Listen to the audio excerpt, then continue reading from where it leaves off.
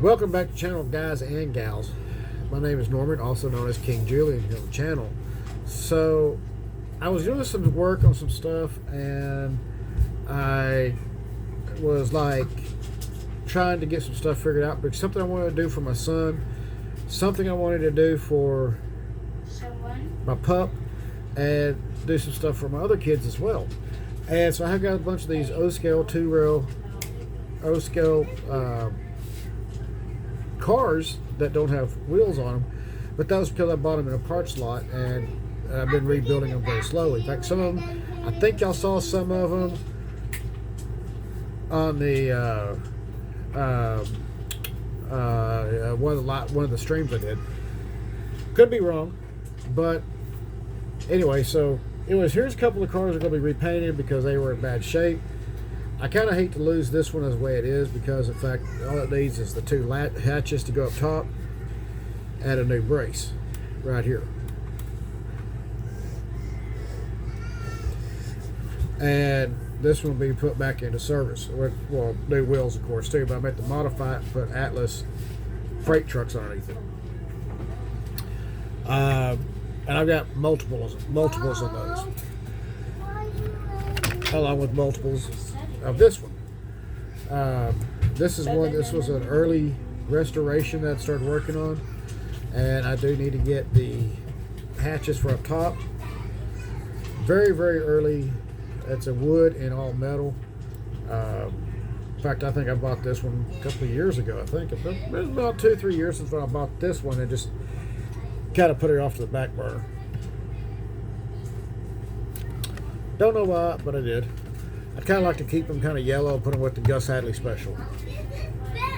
So really, what it came down to was, as y'all all know, I do like my British locomotives.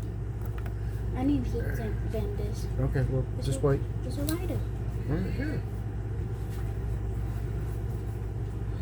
Give me 1 second here. Here. Here. Oops. Quit throwing stuff. I didn't mean to do it that time. So, as I was looking through some stuff, I came across a Shark Nose Power Unit, B unit, that I totally forgot about. And when I totally forgot I had it. And I had originally purchased it for parts, but when it came in, I was kind of like, it was unique. It was a Pennsylvania TMCC. I was like, okay, whatever. And I put it away and just didn't ever get the parts for it. And we're talking about this one right here. Now, I did find the shells for it. I can still order the shells through Lionel or Trains.com and put a new shell on it, along with a new dummy coupler back here, but it's missing for whatever reason. But the shell is $90. Now, I am watching the one right now that's actually very cheap. And we'll just see how that goes and see where it kind of goes at on that one, because I really don't want to spend a lot of money to repair this one. But that brought me into... Where's Rogue? I apologize about that. I had a little bit of conversation going. But anyways, so as I was looking through this stuff, I realized something. I was like, you know what?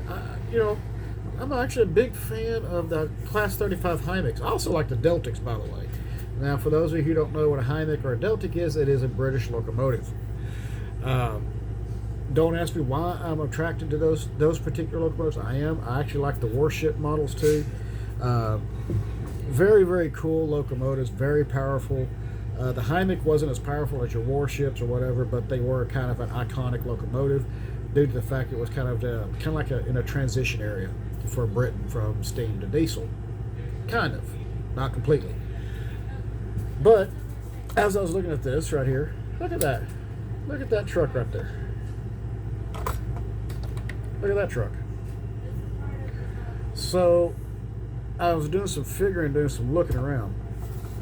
And what I found was the only difference in length on this is a 1/4 inch. Literally a 1/4 inch to the mark. So, and that's going from axle to axle. A 1/4 inch difference. I'm going to get a hold of Lionel and trains.com. I want to see how readily available the TMCC power trucks are. And because I think these power trucks were also used on the switchers, the NW2 switchers. Because the one I've got that's post-war is just way too short, and I don't have to be doing a whole lot of modifications. But if it works out good, and what I'm thinking, and how to make this all jive together with this, Lionel will be powering all 4 of the Class 35 Hymics, because I can always take this fuel tank and actually extend it or lengthen it just a little bit. And one of the things I had looked at on there was that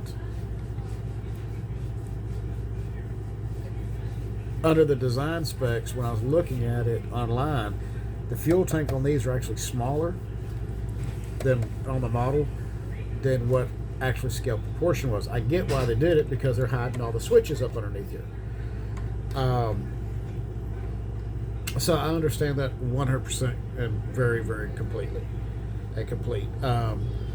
You know, it's just a great way, and of course the framing.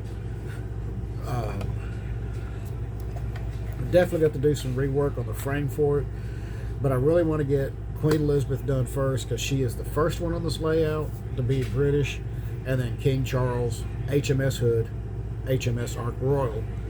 All 4 of those I want to get done and get them up and running on the layout, or on the system, so that it's running.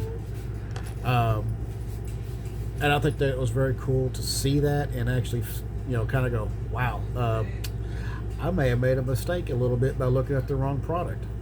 It happens. But you know what? Overall, I'm not going to complain, because when it's all said and done, Queen Elizabeth will be painted and be looking and running absolutely beautiful. In fact, I've talked to a friend of mine about making some templates to go on here.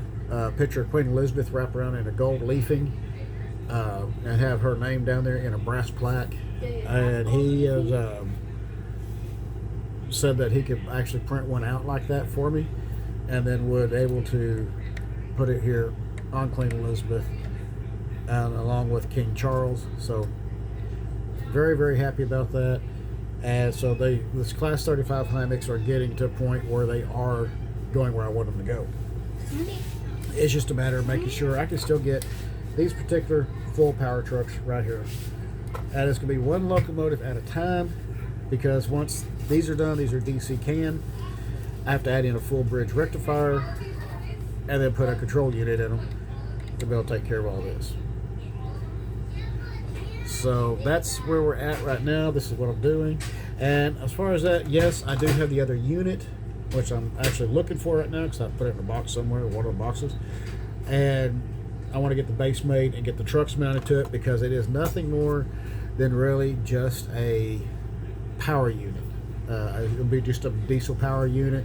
No tractive effort. It's a lease unit for the King Kepner Ranch Railroad that we all saw. It was one I came up with, and I was like, okay, let's do it. So, yes, very, very nice, interesting.